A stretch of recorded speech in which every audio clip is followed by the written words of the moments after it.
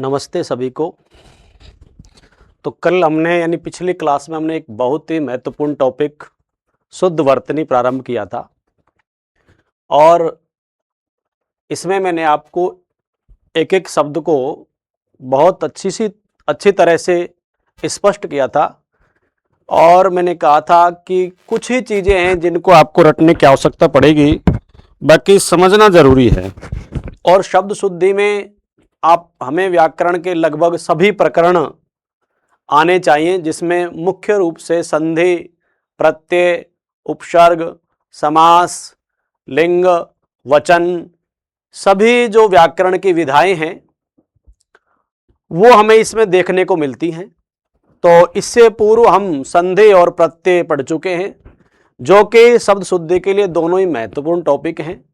तो इस प्रकरण को इसको समझने से पहले यदि आप बेहतर तरीके से शब्द शुद्धि या शुद्ध वर्तनी करना चाहते हो तो आपको संधि की जो 8 क्लास हैं वो और लगभग प्रत्यय की भी कितनी क्लास है, 4, वो यदि आप पहले देख लेते हो तो आपको समझने में क्या होगी, आसानी।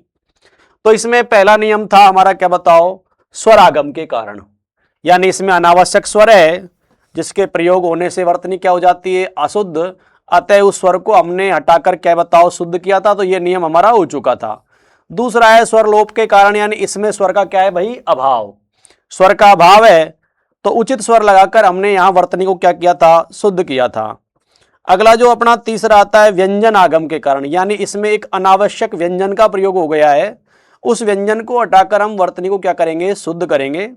देखो ये जो कारण या नियम लिख रहे हैं ऐसे परीक्षा में नहीं पूछते, क्योंकि ज्यादातर जैसे व्यंजन लोप के ये कारण है तो इसमें देखो अध्ययन है, ये संधि संबंधी भी है, व्यंजन संबंधी भी है, तो ऐसे तो नहीं है। लेकिन ये हमें समझने सुविधा की दृष्टि से कि हम बेहतर तरीके से एक ही तरह की अशुद्धियों को पकड़ सकें, इसलिए बनाए गए हैं। तो ये इसमें ज्यादा इंपॉर्टेंट नहीं रखते हैं।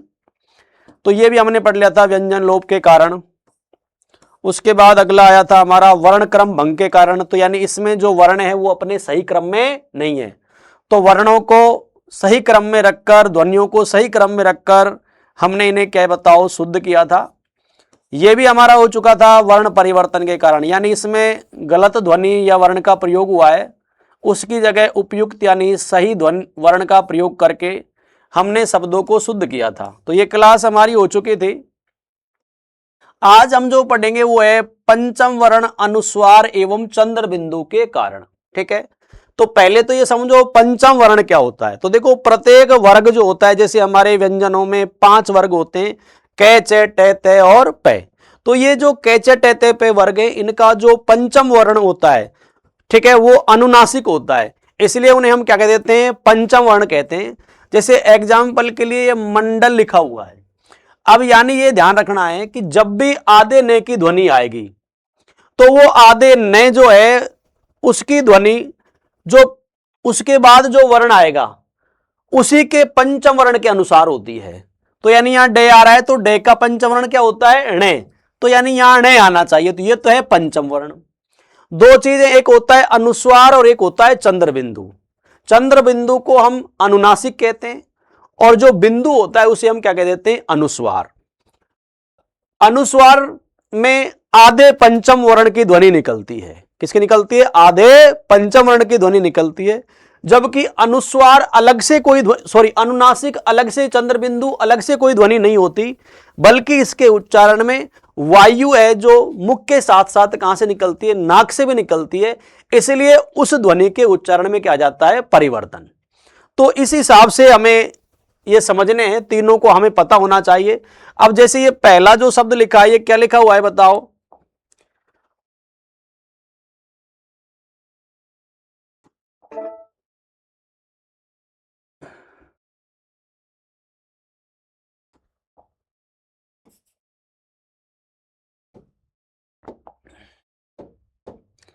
वांग में।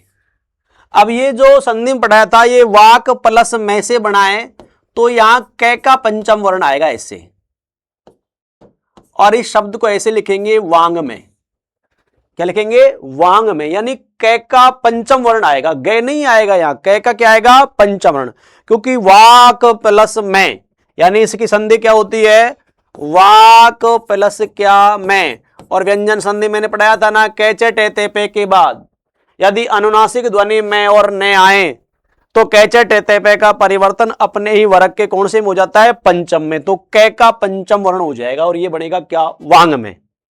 अभी मैंने समझाया था ये मंडल है, ने के बाद डे आ रहा है तो डे से पहले इसी का पंचम वर्ण आना चाहिए और ये क्या हो जाएगा, मंडल।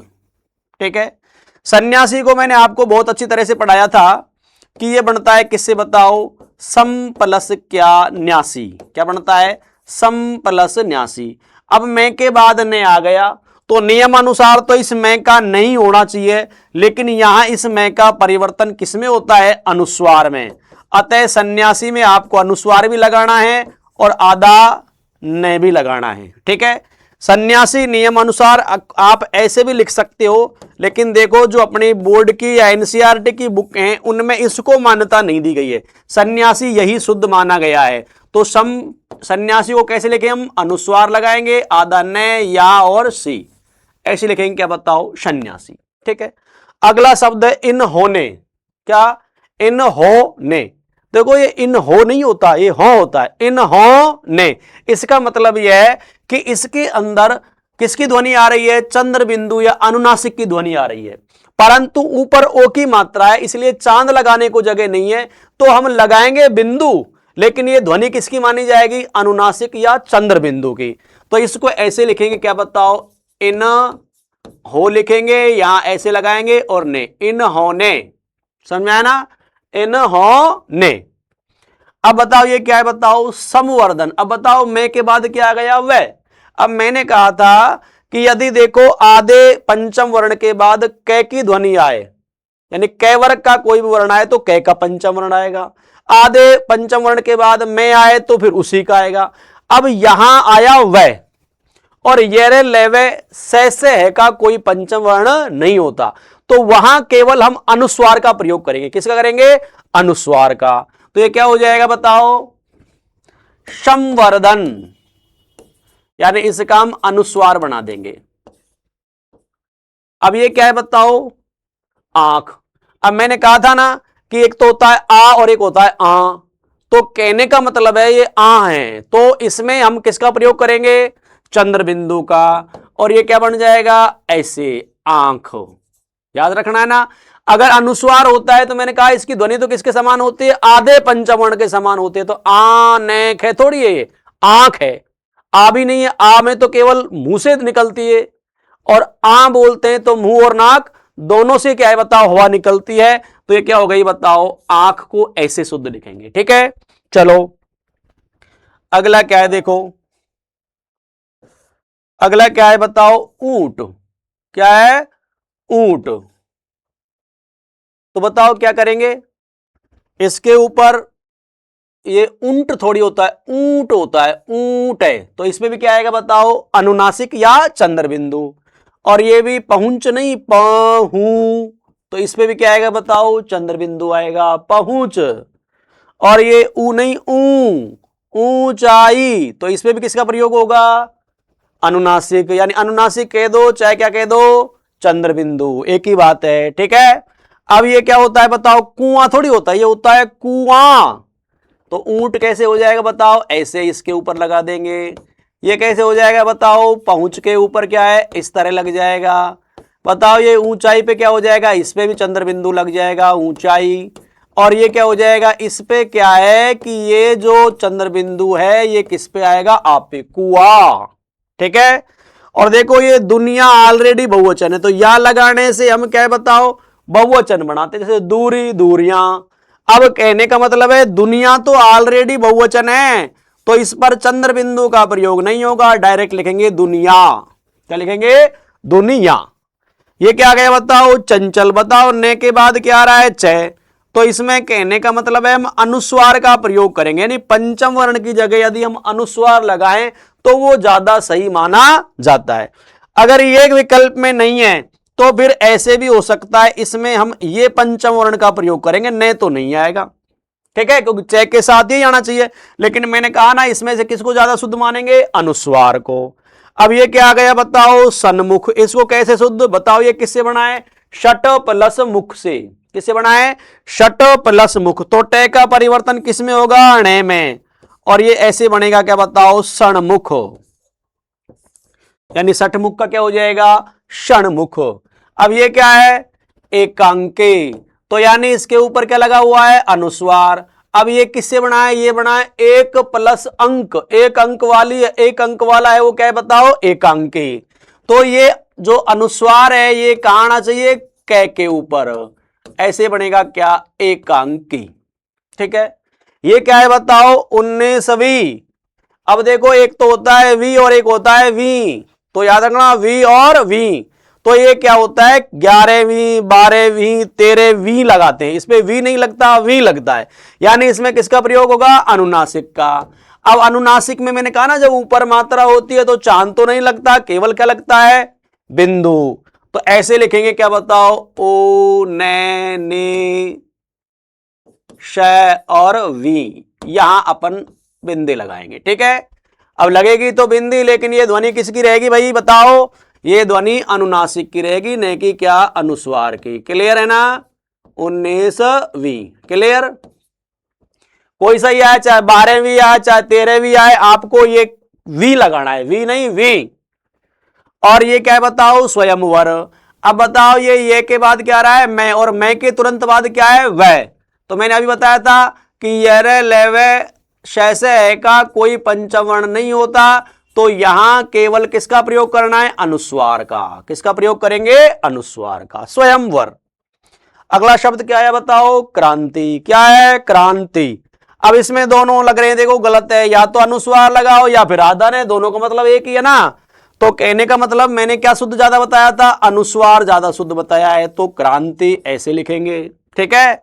और ये हंसी नहीं है, ये हंसी है। देखो एक तो है, मुंह से बोलेंगे, और अगर अनुस्वार रहेगा तो ये आधा ने देगा। जैसे हंस में आधा ने लगता है ना ऊपर, और ये शब्द क्या है? हंसी। एक तो है और एक है, तो बताओ इसका क्या हो जाएगा? चंद्रबिंदु।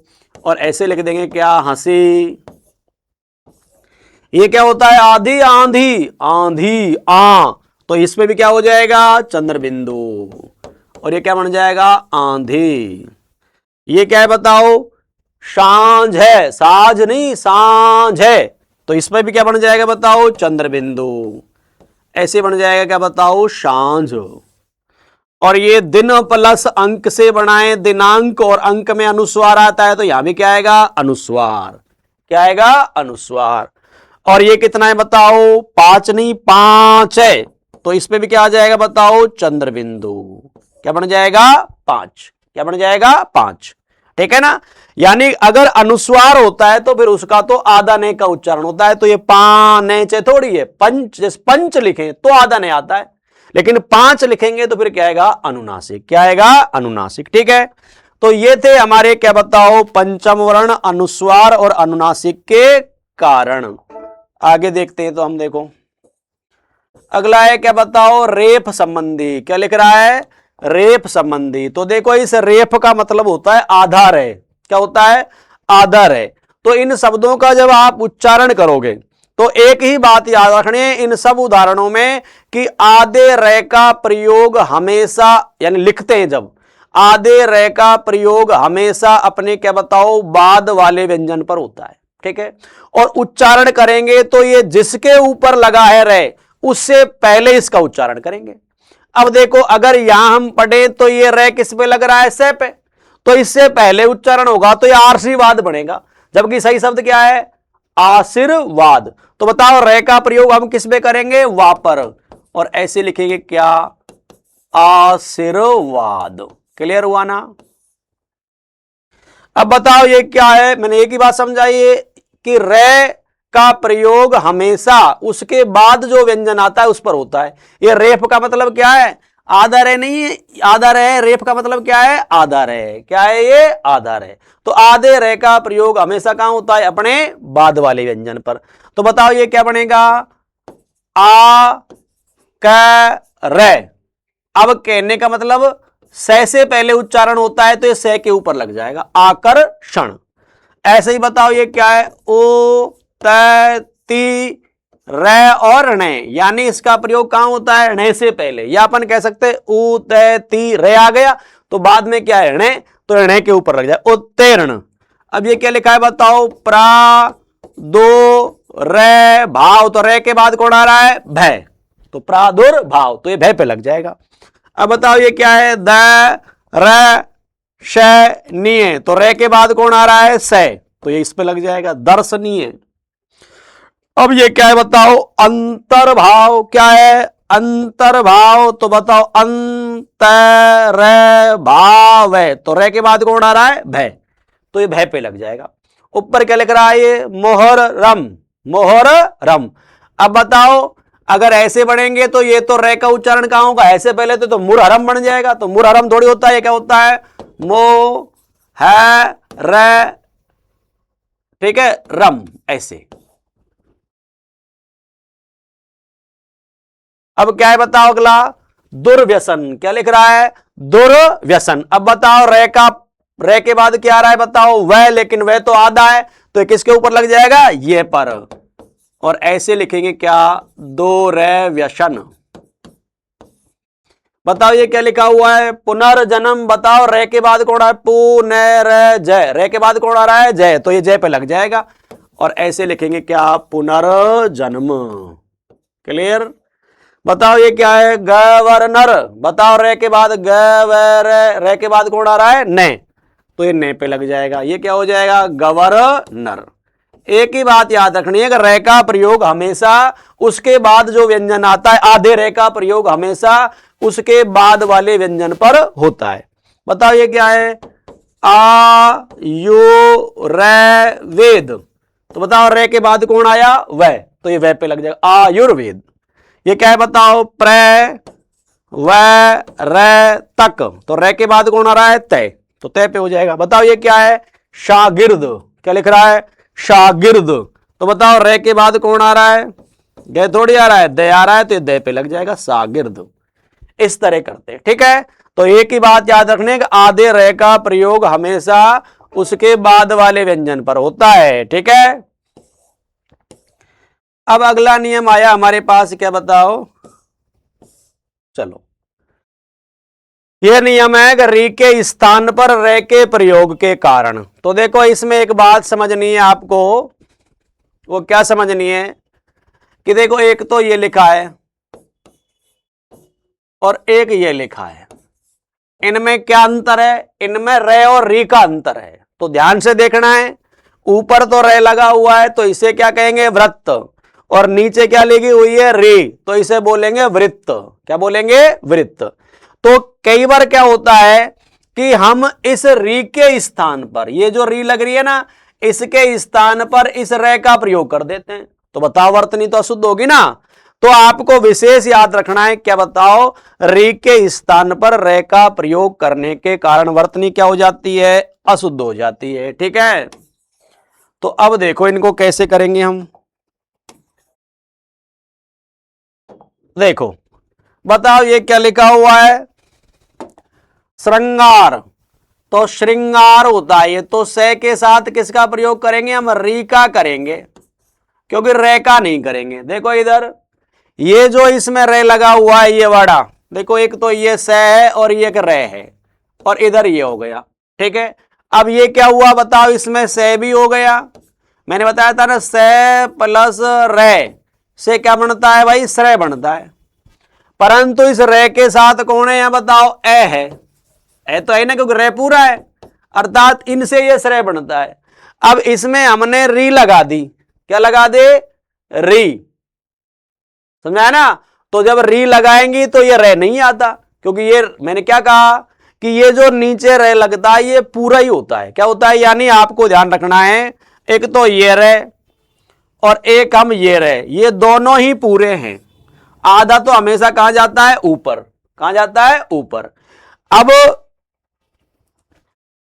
जो ये रे है जो नीचे लगा हुआ है, ये रे कब लगता है, जब इससे पहले वाला वर्ण क्या होता है, आधा, तो ये श्रेय नहीं होता, ये होता है से और री, क्या होता है, से और री।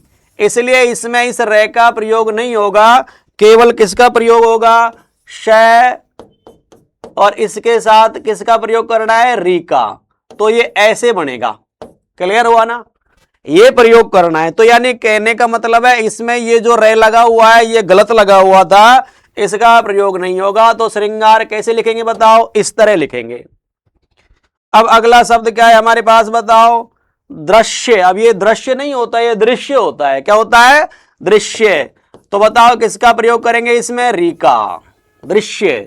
ठीक है, और ये विशेष याद रखना है, ये पैतृक है तो इसमें री का प्रयोग करेंगे ऐसे। ठीक है, पैतृक। अब जैसे मैंने आपको समझाया था ऐसे ही देखो, ये दो शब्द है, एक तो है ग्रह और एक है गृह। इस ग्रह का मतलब तो होता है जैसे अपने ग्रह नक्षत्र होते हैं ना, जैसे मंगल ग्रह, बुध ग्रह। ठीक है, और इस गृह का मतलब होता है घर। समझ में आया ना, दोनों शब्द क्या है बताओ, अलग अलग। और ये गृहिणी क्या होती है बताओ, घर वाली। तो इसका संबंध कोई मंगल ग्रह या बुध ग्रह से थोड़ी है, गृह यानी घर से है। तो इसमें री का प्रयोग करेंगे ऐसे, और क्या बोलेंगे इसे, गृहिणी। क्या बोलेंगे, गृहिणी। क्लियर हुआ ना, अर्थात हमें किसका प्रयोग करना है, री का। किसका प्रयोग करना है, री का। ठीक है, अब अगला शब्द क्या आया, ये भृंग नहीं होता, शब्द क्या होता है, भृंग है। क्या होता है, भृंग। भृंग माने क्या होता है, भौरा। तो भृंग है तो इसके साथ हम किसका प्रयोग करेंगे, री का, और ऐसे लिखेंगे भृंग। दो है ना, उदित उदयगिरि मंच पर रघुवल बाल पतंग, और विकसे संत सरोज सब, और हर्षित लोचन भृंग। तो भृंग का मतलब क्या होता है, भौरा। जब अलंकार पढ़ाएंगे तो आपको समझाएंगे। ठीक है, तो ये शब्द क्या है, भृंग है। ठीक है, अब एक शब्द और समझना है आपको कि देखो ये क्या लिखा हुआ है, जागृत। ये शब्द क्या लिखा हुआ है, अनुग्रह। और ये शब्द क्या है, संग्रह। अब इनके पीछे यदि इत या ई प्रत्यय लगे, यानी ई की ध्वनि आए, तो ये रे है वो किस में बदल जाता है, री में बदल जाता है। तो ये जागृत है। अब इसका जागृति बनाएंगे तो ये रे का क्या हो जाएगा, री। यानी जब भी ग्रह के बाद ई की ध्वनि आए तो ग के साथ आपको री का प्रयोग करना है। तो ये क्या बनेगा बताओ, ये शब्द बनेगा ऐसे, जागृति। क्लियर हुआ ना, ऐसे ही ये शब्द क्या है बताओ, संग्रहित है। क्या है, संग्रहित। तो मैंने कहा ना कि ये संग्रह है, तो संग्रह में तो रे आता है, लेकिन संग्रहित करेंगे तो यहां भी किसका प्रयोग होगा बताओ, री का। और ये शब्द ऐसे बन जाएगा, संग्रही। और ही भी विशेष ध्यान रखने, इसमें कैसी आती है, बड़ी। एक तो संग्रहित है, एक शब्द होता है अनुग्रहित। तो अब अनुग्रहित लिखेंगे तो इसमें भी हम री का प्रयोग करेंगे, और ही कैसी आएगी, बड़ी आएगी। तो दोनों शब्द बड़े इंपॉर्टेंट है, एक तो संग्रहित और एक क्या बताओ, अनुग्रहित। ठीक है ना, अनुग्रह और संग्रह में तो रे आता है, लेकिन जब इसमें हम इत प्रत्यय लगाते, अनुग्रहित और संग्रहित बनाएंगे तो फिर ग के साथ किसका प्रयोग होगा, री का। और है के साथ जो ई आएगी वो भी कैसी आएगी, बड़ी। क्योंकि ये ऐसे शब्द जैसे सुश्रुता, संग्रहित, अनुग्रहित, ये अकेले परीक्षा में आ जाते हैं, क्योंकि इन्हें कहीं छोटी लगा देगा, कहीं बड़ी लगा देगा, कहीं री लगा देगा, कहीं रे लगा देगा, इसी के विकल्प बना देंगे। तो विशेष ध्यान रखना है किसके बारे में, संग्रहित और अनुग्रहित के बारे में। क्लियर हुआ ना, बहुत ही इंपॉर्टेंट शब्द हैं। ठीक है, अगला शब्द क्या है बताओ, हृदय। क्या है बताओ, हृदय। तो इसमें रे नहीं आता, री आती है, हृदय। समझाया था ना आपको प्रत्यय में, हृदय प्लस एक बराबर क्या बनाया था, हार्दिक। तो रे का प्रयोग करेंगे, ये रे का नहीं करेंगे। ठीक है, और जिस तरह से श्रृंगार में से और री आता है, ऐसे ही श्रृंखला में भी क्या आता है, से और री आता है। अर्थात इसमें ये जो रे लगा है ना, ये नहीं आएगा, तो ये श्रृंखला बनेगा। क्या बनेगा, श्रृंखला। अब ये सृष्टि नहीं होता, ये क्या होता है, ये सृष्टि होता है। क्या होता है, सृष्टि। संधि में पढ़ाया था, सरस प्लस टी, तो तय का परिवर्तन किसमें हो गया था, टे में। तो ये क्या बनेगा, सृष्टि। और ये दृष्टि नहीं, ये क्या होगा, दृष्टि। क्या होगा, दृष्टि। और मैंने पहले ही बता दी, अगर पीछे ई की ध्वनि आ रही है तो उससे पहले रे नहीं आएगा, क्या आएगा, री आएगा। ठीक है, अब बताओ इसमें फिर से आगे प्रकृति, तो प्र, क्री और ते ऐसे करेंगे। और ये भृगु नहीं होता, ये क्या होता है, भृगु। क्या, भृगु। भृगु नहीं होता, क्या होता है, भृगु। ऋषि का नाम था भृगु, ऋषि है ना। तो कहने का मतलब यह है कि ये भृगु नहीं, क्या होता है, भृगु, है ना, तो री का प्रयोग करेंगे। और ये मृदंग नहीं होता, शब्द क्या होता है, मृदंग, क्या होता है, मृदंग, और मृदंग बोलते हैं ढोल को, है ना, मृदंग। तो इसमें भी किसका प्रयोग होगा, मैं के साथ, री का, मृदंग, है ना, मृदंग नहीं, क्या करेंगे, मृदंग। तो ये थे हमारे, क्या बताओ, री के स्थान पर क्या बताओ, रे के प्रयोग होने से। ठीक है, चलो अगला नियम देखते हैं।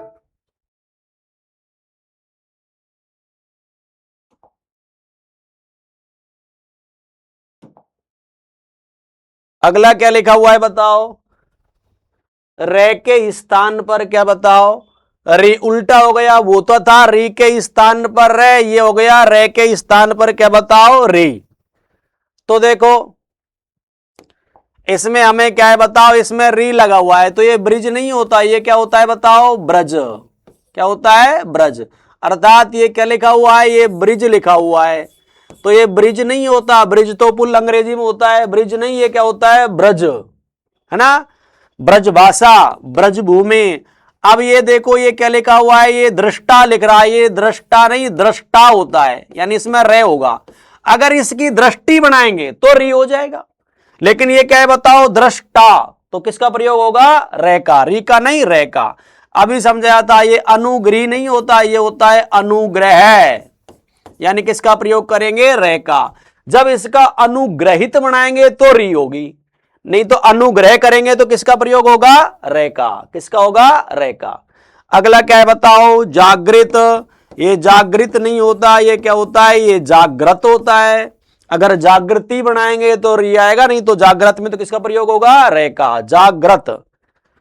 और ये क्या बताओ, ये दृष्टव्य नहीं होता, ये क्या होता है, ये द्रष्टव्य होता है, क्या होता है, द्रष्टव्य, ऐसे। ठीक है, तो ये कुछ थे किसके कारण, रे के स्थान पर क्या, री। तो रे और री का कहां प्रयोग करना है, ये आपने अच्छी तरह से समझ लिया। अगला आया क्या बताओ, हमारा संयुक्ताक्षर संबंधी, कैसा आया, संयुक्ताक्षर संबंधी।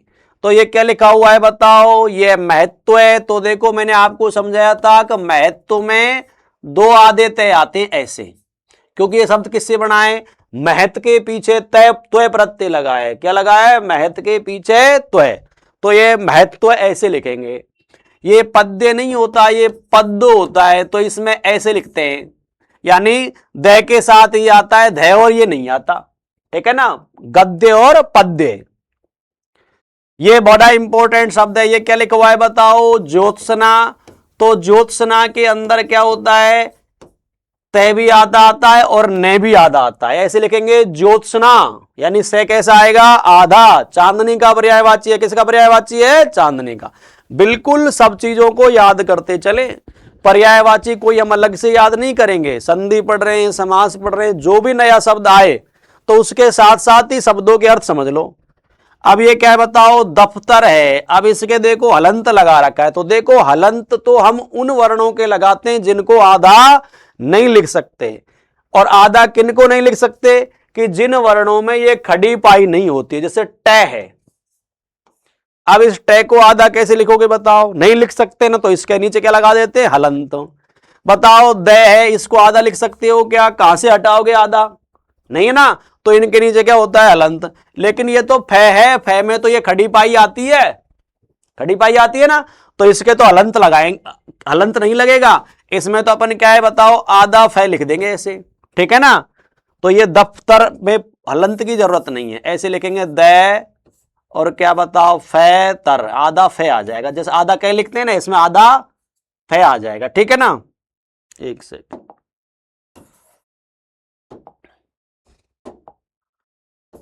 तो द फै तर, ऐसे, ठीक है। अब ये शब्द देखो, इसने हलंत भी लगा दिया और ई भी लगा दिया, ऐसे नहीं होता, ये द्वितीय होता है। क्या होता है, द्वितीय। तो इसमें दे तो आता है आधा, अब इसके नीचे तो हलंत लगेगा ही, और ये वह पे लगेगा और ये ऐसे लगेगा। या तो ऐसे लिखो या संयुक्त अक्षर के रूप में लिखो, तो इसी के नीचे क्या बताओ आप वह लगाओगे, और ये ऐसे भी लिखा जा सकता है, द्वितीय, ठीक है ना। अर्थात अब पता लग गया है कि इसमें मैंने आपने से कहा है कि नीचे वाला पूरा होता है, ऊपर है जो कैसा है, आधा। तो दय तो आधा है और वह क्या है, पूरा। तो ये द्वितीय ऐसे बनेगा। अब ये दय के नीचे वह लग रहा है, जबकि ये शब्द क्या है बताओ, प्रसिद्ध।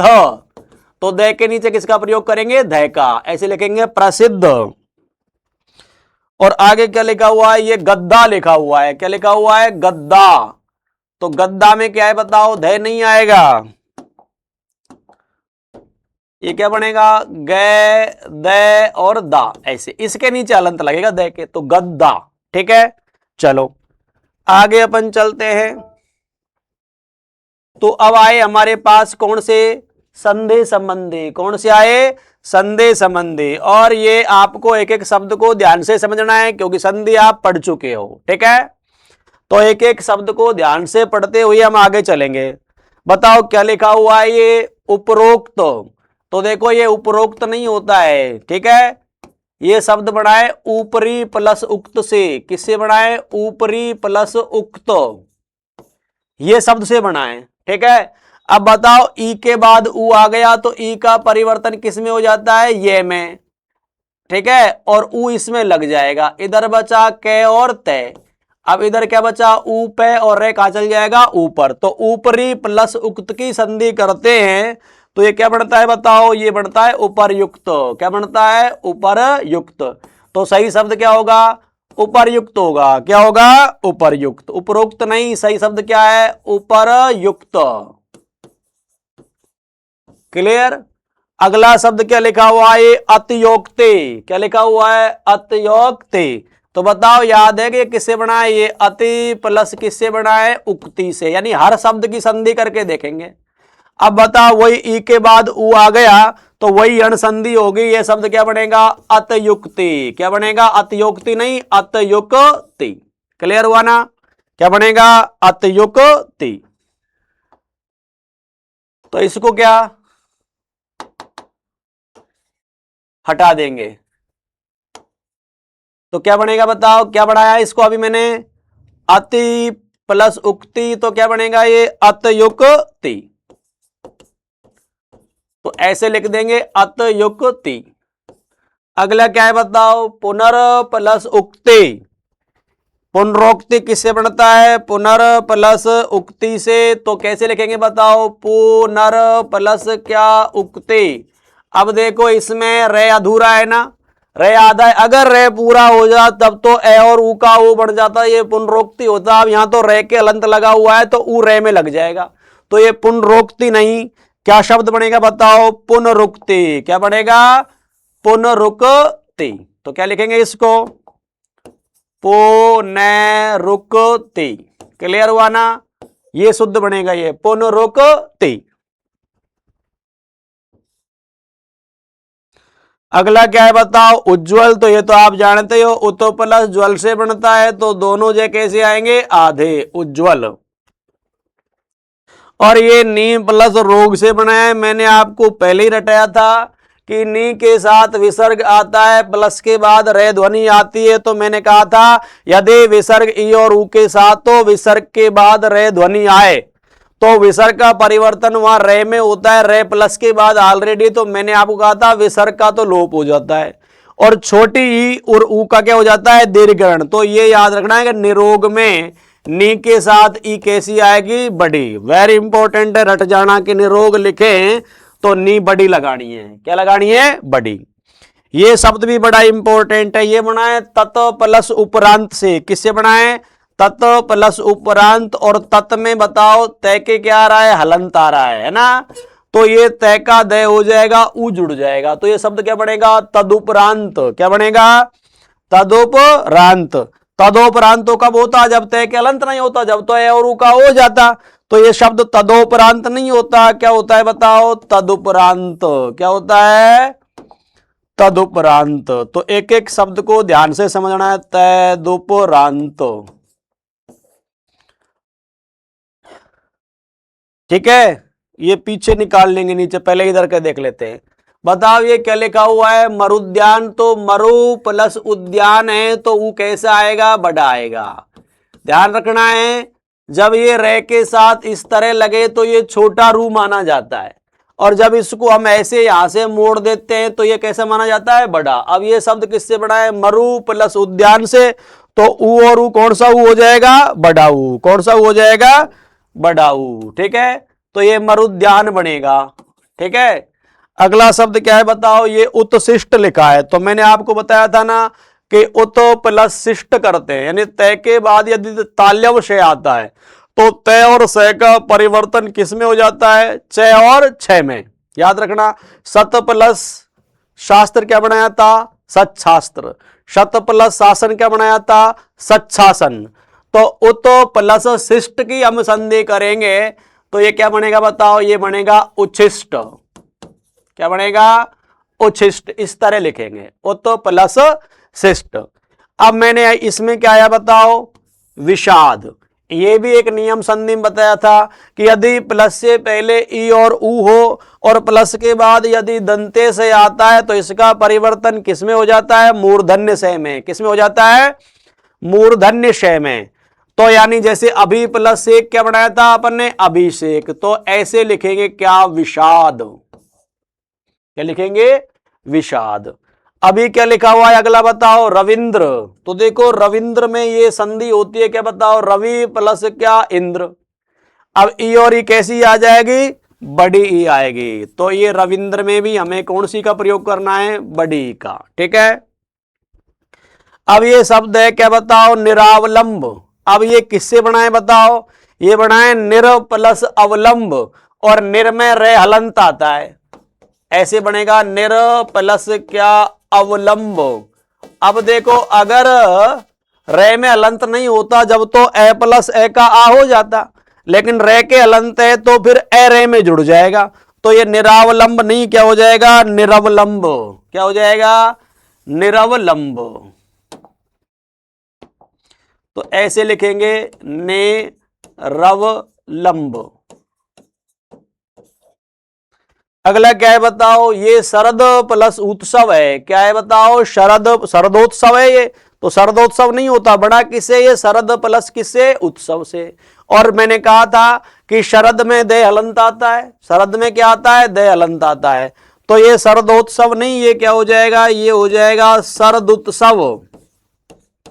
क्या हो जाएगा, शरदोत्सव। और ये आपको पता होगा महा प्लस ऐश्वर्य से बना है। ए आ के बाद आई आए तो परिवर्तन आई में होगा, अतः पे कितनी की मात्रा आएंगी, 2। और ये शब्द क्या बनेगा, महेश्वर्य। क्या बनेगा बताओ, महेश्वर्य।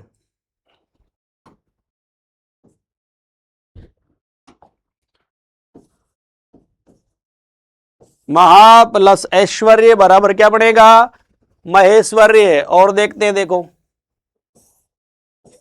ये और बच गए।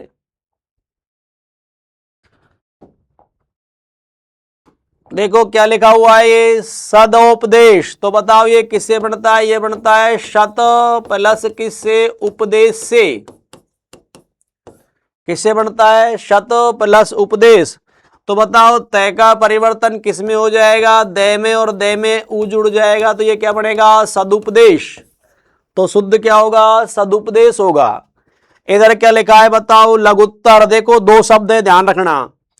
अगर लघु के पीछे हम तर लगाएं तो जब छोटा यू आएगा, क्योंकि लघु के पीछे तर लगा दिया तो वो लघुतर होता है। क्या होता है, लघुतर। ठीक है, यानी ये विशेषण की अवस्थाएं होती हैं जिसमें हम तर और तम लगाते हैं। अगर लघु है तो वो मूल अवस्था है, अगर इसे लघुतर कर देंगे तो कौन सा है बताओ, उत्तर अवस्था। और लघुत्तम करेंगे तो कौन सी होती है, उत्तम अवस्था। अब इसमें क्या है कि तर जब लग रहा है तो इसका मतलब है इसमें छोटा हुआ है, लेकिन यहां देखो दो तय लग रहे हैं तो इसका मतलब ये लघु प्लस उत्तर है, लघु प्लस तर नहीं है। क्या है, लघु प्लस उत्तर। तो यानी ये लघुत्तर लिखेंगे तो ऊ कैसा आएगा, फिर बड़ा आएगा। ठीक है ना, और लघुत्तर लिखना हो तो फिर ऊ कैसा आता है, छोटा। तो ये लघुत्तर हो गया। तो दोनों शब्दों में याद रखना है, लघुतम और लघुत्तम। अगर लघुत्तम आएगा तो लघु प्लस उत्तम, तो क्या लगाना है, बड़ा। और केवल लघु प्लस तम आए तो फिर ऊ कैसा लगेगा, छोटा, क्योंकि वो लघुतम हो जाएगा। कैसा हो जाएगा, लघुतम। ठीक है, इधर जैसे अभी मैंने आपको विषाद कराया था ऐसे ही आ गया अनुसंग। तो अनुसंग जब हम लिखेंगे क्या लिखेंगे, अनुसंग हम लिखेंगे तो ये जो दंते से है ये किस बदल जाएगा भाई, मूर्धन्य से में, ठीक है। और ऐसे लिखेंगे क्या बताओ, अनुसंग, ठीक है। खूब याद कराया था, निसंग है, अनुसंग है, अभिषेक है, विषाद है, तो ये ई और ऊ के बाद आता है दंते से, तो किस में बदल जाता है, मूर्धन्य से में। और ये पयोपान नहीं होता, ये क्या होता है भाई, पयपान, बताया था ना, मने कामना, पयपान, अधय पतन, इनमें विसर्ग आता है, क्या आता है, अधोपतन नहीं, शुद्ध क्या होता है, अधय पतन। तो लिख लो यहां एक शब्द होता है अधोपतन, ये कैसा है बताओ, अशुद्ध है। इसका शुद्ध करेंगे तो क्या होगा भाई, अधय पतन, क्या हो जाएगा, अधोपतन का अधय पतन, यानी इनमें विसर्ग जो का त्यों आता है, याद रह जाएगा क्या, कौन कौन से, पैपान, मने कामना, अधय पतन। तो मने कामना का भी आपको अशुद्ध क्या मिलेगा, ऐसे मिलेगा, मनु कामना, तो क्या रखना है, ये अशुद्ध है, शुद्ध क्या होगा भाई, मने है कामना। तो ये ऐसे शब्द हैं जिनमें विसर्ग आता है, क्या आता है, विसर्ग। एक और रह गया यहां, बताओ क्या लिखा हुआ है, षड्यंत्र। अब आपको याद रखना है, ये ऐसे लिखा मिलेगा, ये देखो ये षड्यंत्र है, ठीक है, जबकि हम भी ऐसे ही बोलते हैं कि षड्यंत्र मत करें, जबकि वास्तव में ये षड्यंत्र नहीं, क्या होता है, ये बना है षट प्लस यंत्र से। तो टे का परिवर्तन डे में होता है, किस में होता है, डे में, तो षड्यंत्र नहीं, सही शब्द क्या होता है, षड्यंत्र, और डे के हलंत लगाना है, क्या होता है भाई, षड्यंत्र, षट प्लस यंत्र, षड्यंत्र नहीं, क्या होता है, षड्यंत्र, क्या होता है, षड्यंत्र।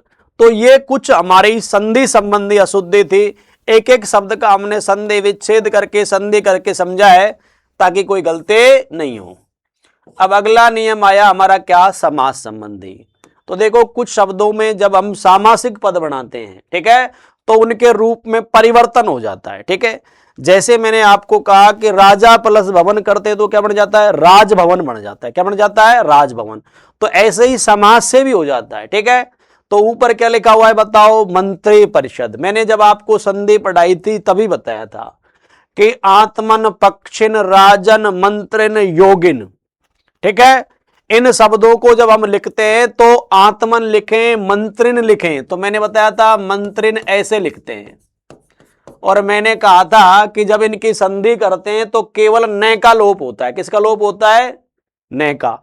तो ये मंत्री परिषद जब हम लिखेंगे, क्या लिखेंगे, मंत्री परिषद जब हम लिखेंगे तो इसमें कौन सी लगाएंगे, छोटी लगाएंगे, कौन सी लगाएंगे, छोटी, ठीक है। और ऐसे लिखेंगे क्या बताओ, मंत्री परिषद, क्लियर ना। और वैसे अगर केवल हम क्या लिखे भाई, मंत्री लिखते हैं तो उसमें बड़ी आती है, लेकिन आपको मंत्री परिषद या मंत्री मंडल लिखे तो फिर मंत्री के साथ कौन सी का प्रयोग करोगे, छोटी का, ठीक है, दे के हलंत है। अब ऐसे ही मैंने बताओ ये क्या है बताओ, योगिन प्लस राज से बनाए, किससे बनाए, योगिन। और योगिन हम कैसे लिखते हैं, ऐसे लिखते हैं, योगी ने। अब ने हटेगा और इसमें राज जुड़ेगा तो ये शब्द क्या बनेगा, योगी राज, क्या बनेगा, योगी राज। और योगी राज हम लिखेंगे तो कैसे लिखेंगे बताओ, ऐसे लिखेंगे, योगी और राज, यानी योगियों में क्या बताओ प्रमुख है, वो क्या हो गया, योगीराज, सामासिक पद है। उधर मंत्रियों की परिषद हो गई, संबंध काकी का लोप हो रहा है तो तत्पुरुष समास है। इन यहां कर्मधारय योगियों में श्रेष्ठ है जो क्या है बताओ, योगीराज।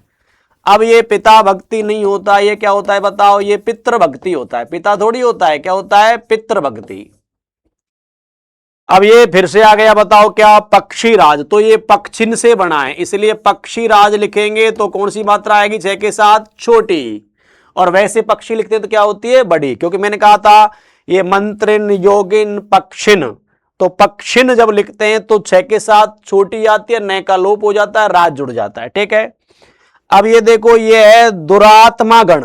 अब एक समझो कि एक शब्द होता है आत्मा, उसके पीछे हम गण प्रत्यय लगाते हैं तो शब्द क्या बन जाता है, आत्मगण, क्या बन जाता है, आत्मगण। अब आत्मगण में हम दुरुपसर्ग लगाएंगे तो क्या हो जाएगा, ये दुरात्मगण होता है, दुरात्मगण नहीं होता, क्योंकि आत्मा का क्या हो जाता है, आत्म हो जाता है, ठीक है। तो ये शब्द क्या बनेगा, दुरात्मगण, क्या बनेगा, दुरात्मगण बनेगा, दुरात्मगण नहीं बनेगा, क्या बनेगा, दुरात्मगण, ठीक है। और ऐसे ही ये मुनिजन लिखेंगे तो मुनि के साथ छोटी मात्रा, ठीक है, मुनिजन। इधर क्या लिखा हुआ है बताओ, नवरात्रे, नवो प्लस रात्रि करते हैं तो ये शब्द क्या बनता है, ये नवरात्र बनता है। रात्रि का ई का लोप हो जाता है, अपरूप संधि है, ठीक है, नवरात्र। और ये दोपहर नहीं होता, ये क्या होता है, दोपहर। दूसरा पहर है तो क्या कहेंगे इसे, दोपहर, ठीक है, दोपहर नहीं, क्या कहेंगे, दोपहर, ठीक है। अब जैसे नव प्लस रात्रि नवरात्र बनाया है, ऐसे ही अहन प्लस रात्रि, क्या, अहन प्लस रात्रि, तो ये क्या बनेगा, अहोरात्र। क्या बनेगा, अहोरात्र। याद रखना, नवरात्र आए तो दिगु समास, कौन समास, दिगु। और अहोरात्र आ जाए तो अहन माने दिन और रात्रि माने रात, दिन रात, तो फिर कौन सा करोगे, दिन और रात में, द्वंद्व समास। अगला क्या है बताओ, निशी शेष। अब ये निशी नहीं, ये क्या होता है, निशा शेष होता है। निशी नहीं, क्या होता है, निशा। क्या गया बताओ, प्राणी विज्ञान। जैसे मैंने कहा था ना, मंत्रिन, योगिन, पक्षिन, ऐसे ही एक शब्द होता है प्राणिन। क्या होता है, प्राणिन। और प्राणिन में णी छोटी आती, अतः जब आपको प्राणी विज्ञान लिखना हो, क्या लिखना हो, प्राणी विज्ञान, तो णे के साथ कौन सी लगाओगे, छोटी। कौन सी लगाओगे, छोटी। तो ये बनेगा प्राणी विज्ञान। क्लियर। और वैसे प्राणी लिखते हैं तो क्या आती है, बड़ी। अब ये आया चक्र प्राणी, तो पानी दो होते हैं, एक तो पानी का मतलब जल होता है, एक पानी का मतलब क्या होता है, हाथ। और यहां चक्र है पानी में जिसके, तो पानी शब्द यहां किसके लिए हुआ है, हाथ के लिए। तो यहां पानी में कौन सी मात्रा आएगी, छोटी। और ऐसे लिखेंगे चक्र क्या पानी, चक्र क्या पानी। क्लियर हुआ ना, ऐसे। अब क्या है बताओ, राजागण। अब ये क्या होता है बताओ, राजा प्लस गण करते हैं तो ये शब्द क्या होता है भाई, राजगण हो जाता है। क्या हो जाता है, राजगण। क्योंकि मैंने कहा था ना कि राजा प्लस भवन क्या होता है, राजभवन। तो राजा प्लस गण बराबर क्या हो जाएगा, राजगण। क्या हो जाएगा, राजगण। ठीक है, चलो।